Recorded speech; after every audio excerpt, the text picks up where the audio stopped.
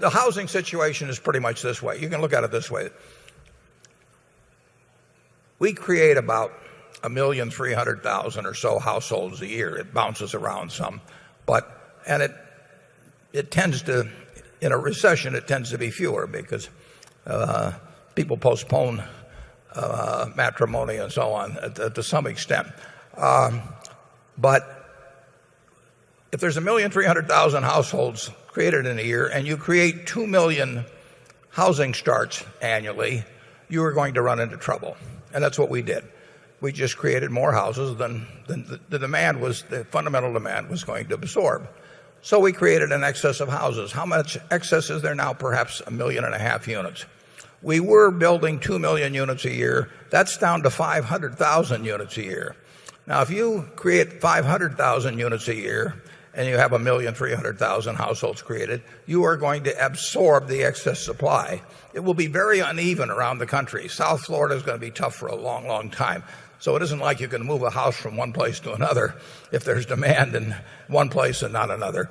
But we are eating up an excess inventory now, and we're probably eating it up at the rate of 700,000 or 800,000 units a year. And if we have 1.5 million excess, that takes a couple of years. There's no getting away from it. You have three choices. You could blow up 1.5 million houses, and if they do that, I hope they blow up yours and not mine, but that's it. We could get rid of it. We could try to create more households. We could have 14-year-olds start getting married and having kids, or we can produce less than the natural demand increase. And that's what we're doing now. And we're going to eat up the inventory. And you can't do it in a day and you can't do it in a week. But it will get done. And when it gets done, then you will have a stabilization in prices. And then you will create the demand for more housing starts. I mean, then you can go back up to 1.25 million. And then our insulation business and our carpet business and our brick business will all get better. Exactly when that happens, nobody knows. But it will happen. Charlie?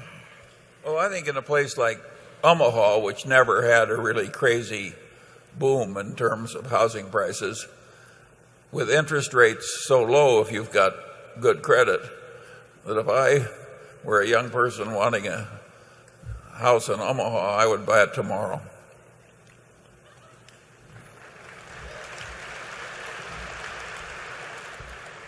We own the largest real estate brokerage firm in Omaha, so Charlie will be called. If he qualifies, we will give him a mortgage application. It is true that 4.5 million houses will change hands this year. There's about 80 million houses in the country.